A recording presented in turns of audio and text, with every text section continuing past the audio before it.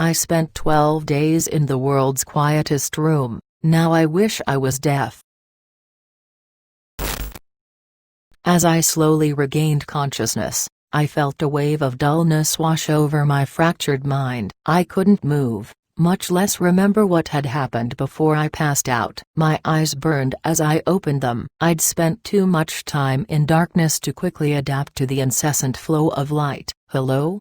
I tried to call out, but what emerged from my lips was merely a whisper. Once I could finally see, I took note of the room I'd awoken in. The walls, floor, and ceiling were all covered in weird sound insulation foam. I tried to get to my feet, but my legs refused to cooperate. They weren't atrophied, but had weakened significantly. That fact, alongside my groggy mind, made me realize I must have been drugged. "Is there anyone there?" I asked, a bit louder that time. No response. I tried to think back, clawing at my own memories, hoping for even the faintest scrap of information. I'd been heavily sedated, that much was clear, but why they'd placed me in a soundproof room, I didn't know.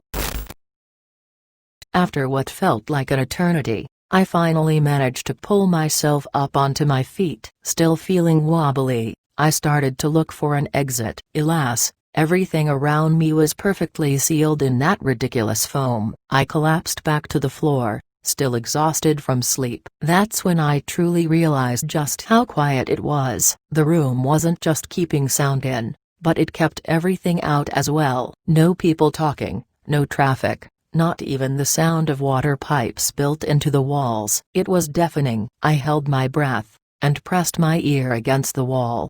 Nothing. All I could hear was my own heart beating, and the sound of my intestines churning away at whatever I'd eaten the day before. What seemed almost fascinating at first, quickly became my worst nightmare. Within the room, I was the only source of sound, and in the absence of any external stimulus, the silence got louder. "Please, let me out of here," I begged. Then, I remember something. Nothing more than a faint hint of a distant memory. A glance into a time long since past. It was a meeting, a conversation I'd had with a man I couldn't recognize. "Why are you here?"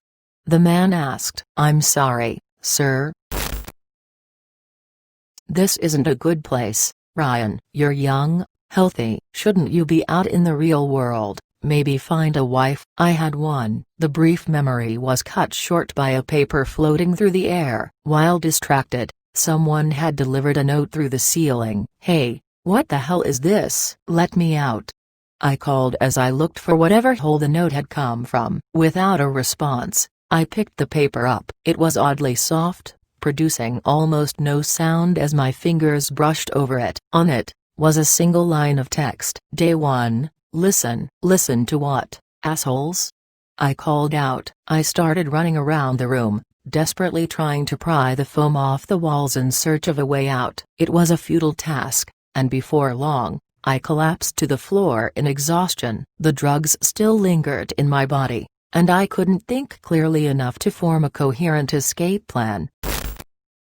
There's a significant difference between being deaf and living in absolute silence. Same goes for being blind, versus being put into darkness. With functioning sensory organs, but no input, your mind takes it upon itself to come up with stimuli. Anything even remotely audible gets amplified 1,000 times over. As my mind drifted away, another memory greeted my shattered brain. "So that's it?"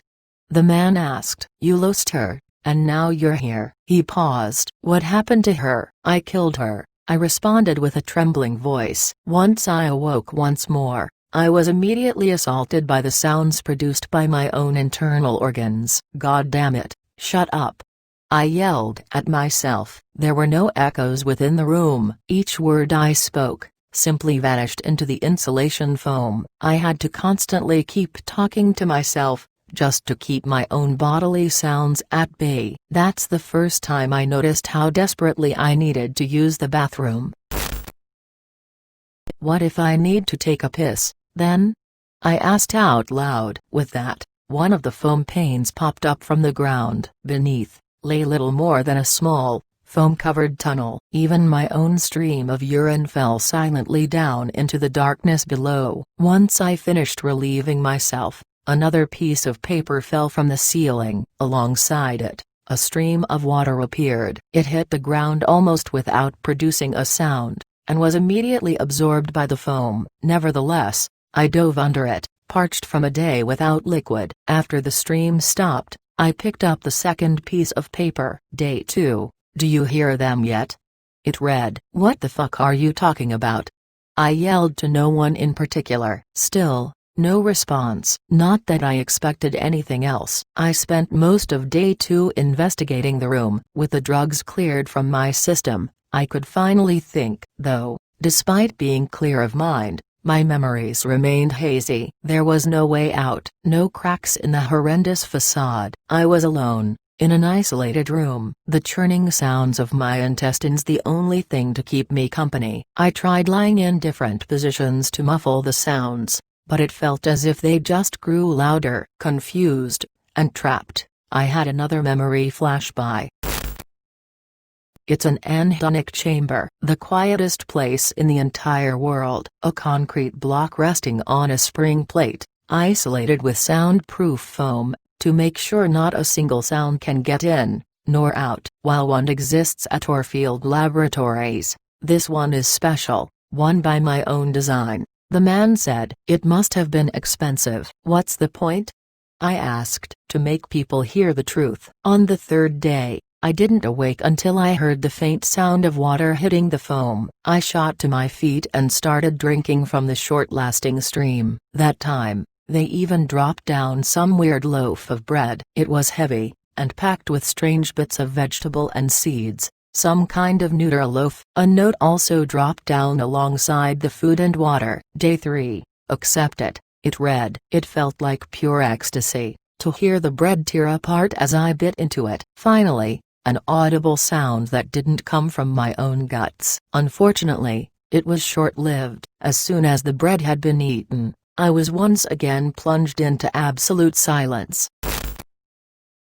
I tried to keep myself preoccupied by talking, but my voice could only keep going for so long before my throat dried out. I realized then, that they were purposefully keeping my water supply limited, to prevent exactly that. I'd be too weak to fight back. Too weak to keep talking, but healthy enough to remain conscious. There I sat, listening to my own organs work. I hated them, disgusting, pieces of flesh that produced squishy, sickly sounds that never ceased. Then, I heard something new, a faint voice hidden beneath the sound of my beating heart. Please, just make it stop. I can't take it anymore, the voice said. It belonged to that of a woman. Oddly familiar, yet so strange. Hey. Where are you? I called out. It hurts so much. I don't deserve this. Why is this happening to me? There was no discernible location for the sound. It almost felt as if it was coming from both nowhere and everywhere, all at once. Come on, I need to know where you are if I'm going to help you. Ryan, it hurts so much. Please help me. She begged, before the voice vanished into thin air. Linda, oh, my God, I called out, praying her voice would return. It had been my wife, the voice I'd longed to hear for so long. I almost couldn't believe it. Through the immense silence, I'd heard the love of my life, and she was suffering. I cried as memories of her flowed back, how she had died. I'm sorry, I said out loud. I'm so sorry. Please forgive me. But she wasn't real. She had to be a figment of my imagination, or a hallucination brought on by the quiet room I'd been living in. As I sobbed into the foam floor, my mind wandered involuntarily back to my most recent, partially intact memory. How did she die? The man asked. Why are you asking me these questions? I already signed the fucking papers for Project Orcus. Because you might be able to talk to her again. The fourth day arrived, and another piece of paper dropped from the ceiling. Day 4, don't ignore them. They're as real as you and me, it read. I tore the letter apart, not out of anger, but to enjoy the barely audible sound it produced as I ripped it to pieces. I made sure they were only thin strips, keeping it going for as long as possible. I savored every moment of it, before I was forced back into silence. No sooner had the silence returned, before I started hearing whispers all around me. At first, they were just incomprehensible sounds, voices that didn't make any sense. But, among it all, I heard Linda call out for me. "Ryan, stay away, it's not safe here," she begged. But she wasn't the only one. There were dozens of muffled whispers all around me. I tried to filter them out, focusing only on my wife's beautiful, haunting voice, but as time passed, they kept getting louder. Day 5 arrived. I was on the brink of total insanity. The whispers had kept me awake for hours, only to vanish when the next paper quietly hit the ground. "The voices will set you free." It was a temporary relief. After I'd torn the paper to shreds,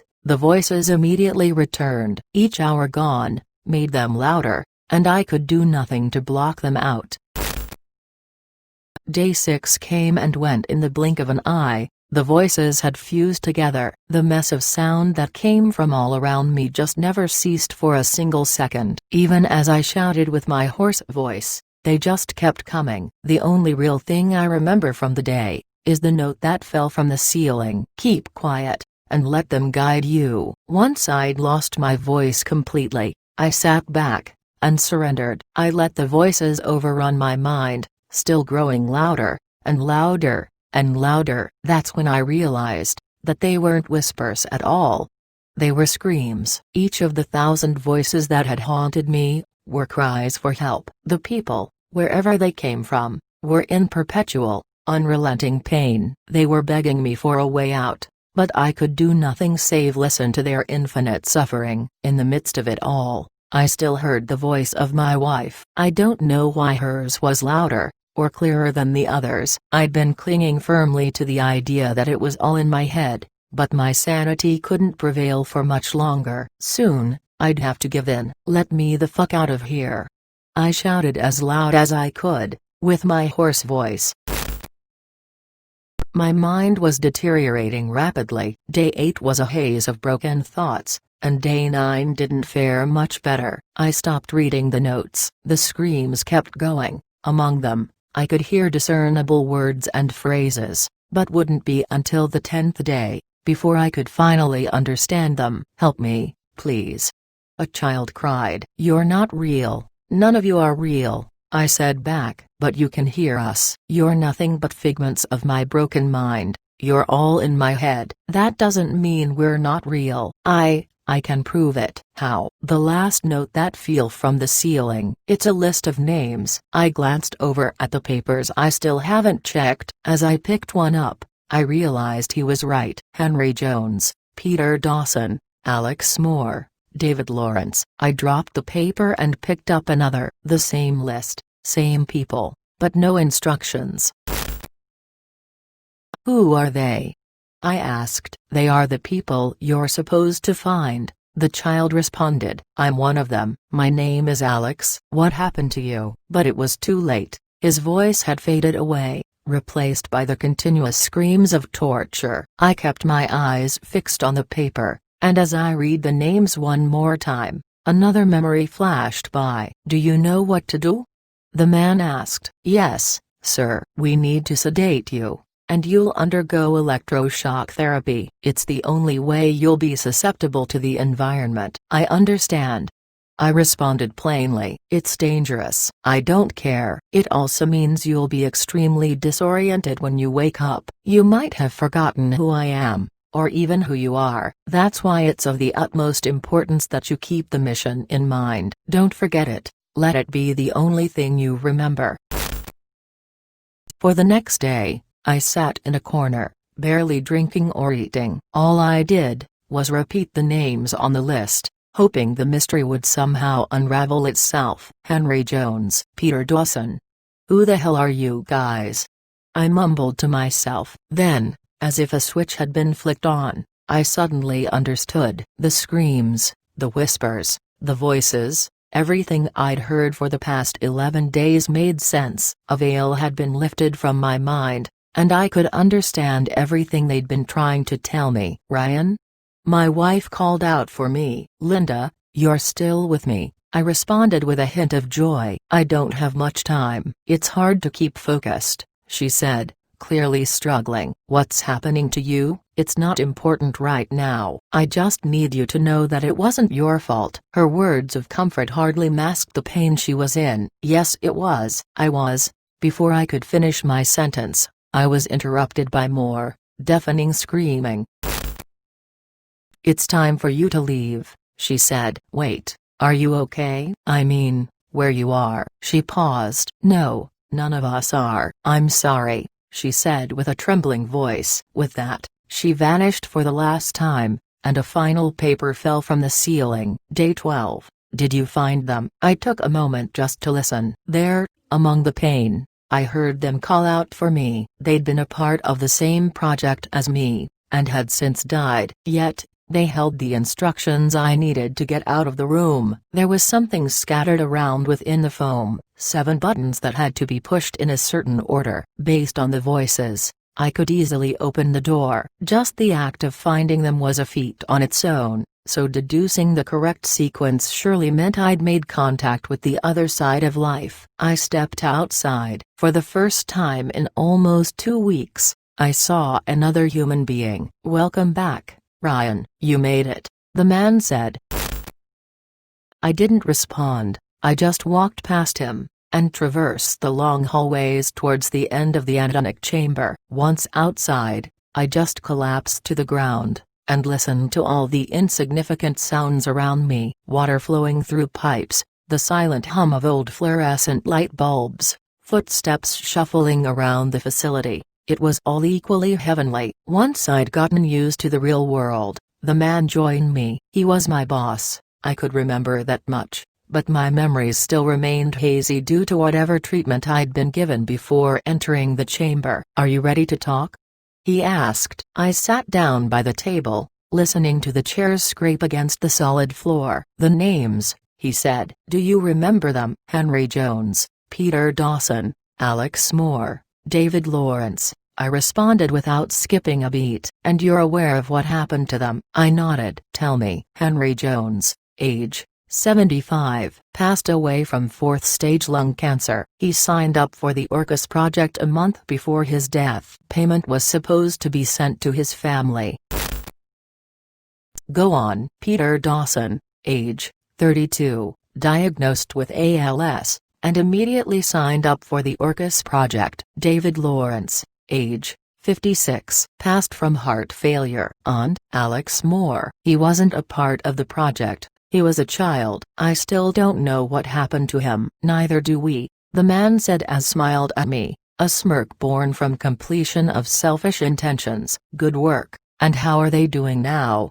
He continued. I thought back to everything I'd heard. Through the screams, I'd been given mostly bits and pieces. It took me a moment just to put it all together. They're in pain. They say the last moment of consciousness they ever experienced is what they've been going through for every moment since their passing. There's no safe haven on the other side, no paradise, only the everlasting pain they felt before death. He scribbled down some notes onto a piece of paper. A smile still occupied his face, as if his theories had been confirmed. Thank you, Ryan. We at Artifacts owe you a great debt for your services. This marks the end of our partnership. As agreed, you'll be well provided for, he said, as he gestured for a couple of guards to take me away.